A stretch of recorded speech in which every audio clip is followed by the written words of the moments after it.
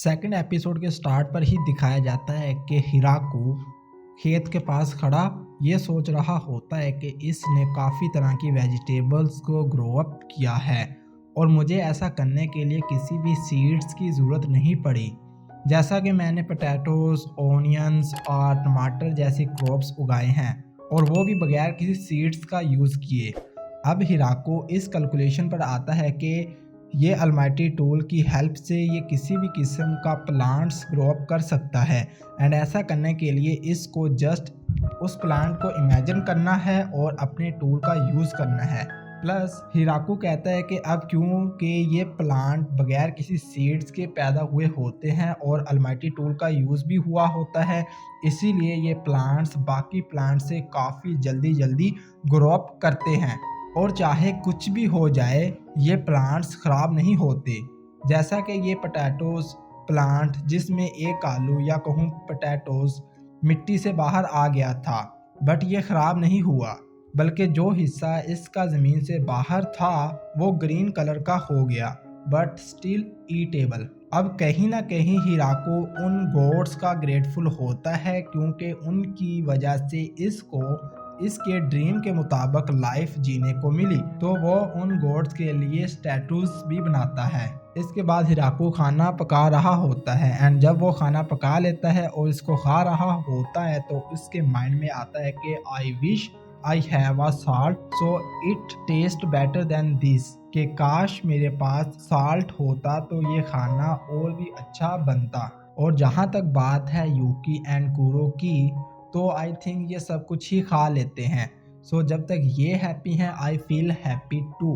कुरो एंड यूकी हिराकू के लिए काफ़ी यूज़फुल साबित होते हैं क्योंकि इनकी स्मेल सेंसेस की वजह से हिराकू कभी भी फॉरेस्ट में एक्सप्लोर करते वक्त घर का रास्ता नहीं बोलता एंड ऐसे ही एक्सप्लोर करते करते हिराकू को एक रिवर भी मिल जाता है एंड हिराको इस रिवर से सीधा एक पाथ बना देता है जो कि स्ट्रेट इसके स्मॉल विलेज की तरफ जाता है एंड इसके विलेज से रिवर तक जाने के लिए सिर्फ 30 मिनट ही लगते हैं।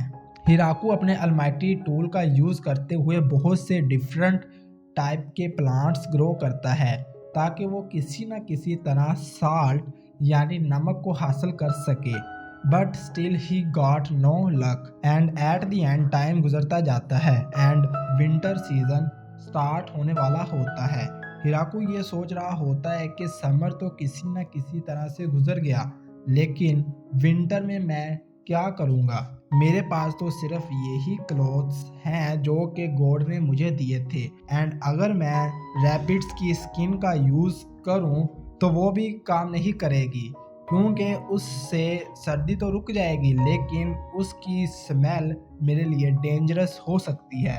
अभी हिराकू ये सब कुछ सोच ही रहा होता है कि कुरो इधर हिराकू को अपने न्यू फ्रेंड से इंट्रोड्यूस करवाता है जो कि एक स्पाइडर होता है। ये स्पाइडर भी होमलेस होने की वजह से इनके पास आया हुआ होता है।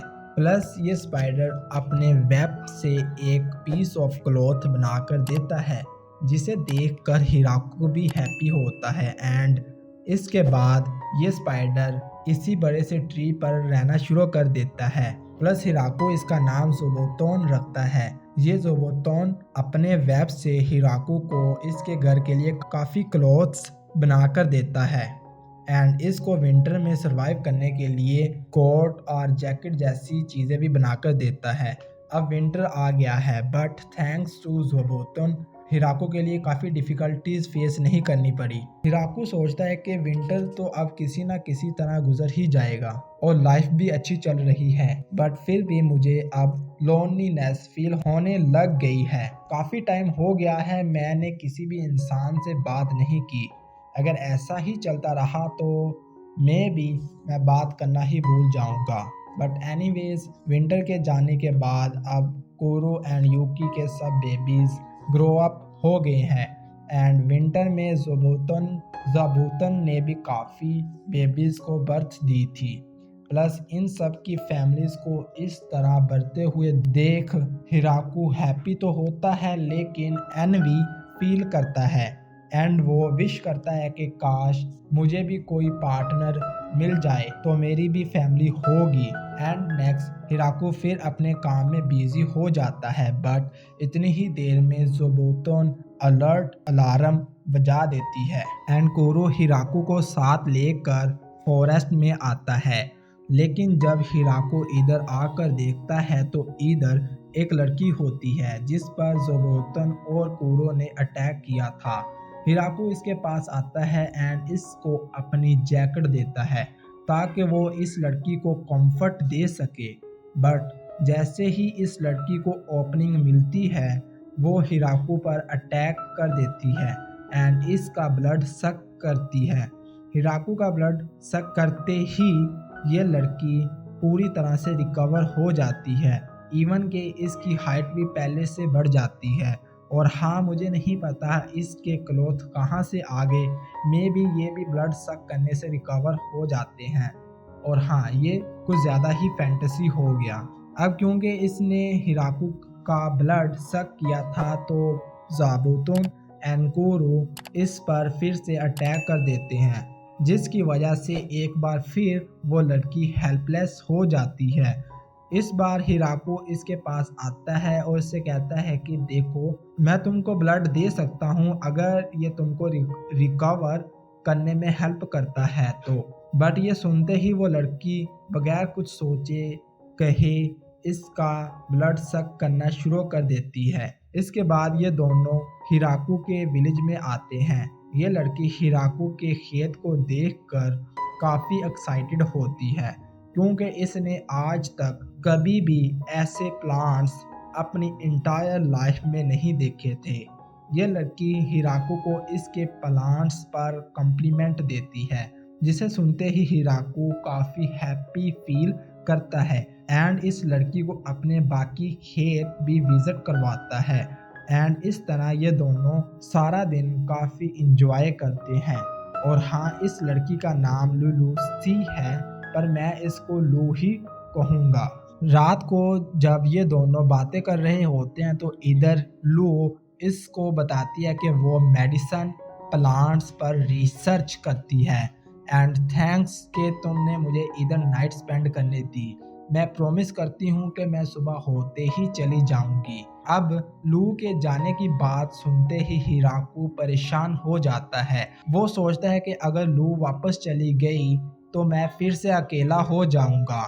इसीलिए वो बगैर कुछ सोचे लू से कहता है कि लू, क्या तुम इधर मेरे साथ रहना शुरू करोगी? प्लीज़, मैं चाहता हूँ कि तुम हमेशा के लिए मेरे साथ रहना शुरू कर दो, क्योंकि काफ़ी टाइम के बाद मैंने किसी से दोबारा बात की है। मैं अकेला नहीं रहना चाहता। अगर तुम चली जाओगी तो मैं फिर से अकेला हो जाऊंगा। So please don't leave me alone, I beg you. और हाँ, मैं भी हिराकू को रियलाइज़ नहीं होता, बट ये सीधा सीधा मैरिड प्रपोजल था। लेकिन फिर भी लू ने अभी भी इसके प्लांट्स पर रिसर्च करनी है और ऊपर से हिराकू ने इसकी जान भी बचाई थी।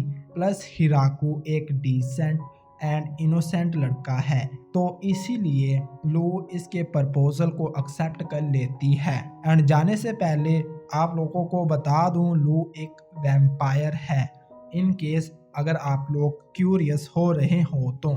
सो आज के एपिसोड में बस इतना ही था। नेक्स्ट वीडियो तक के लिए बाय बाय।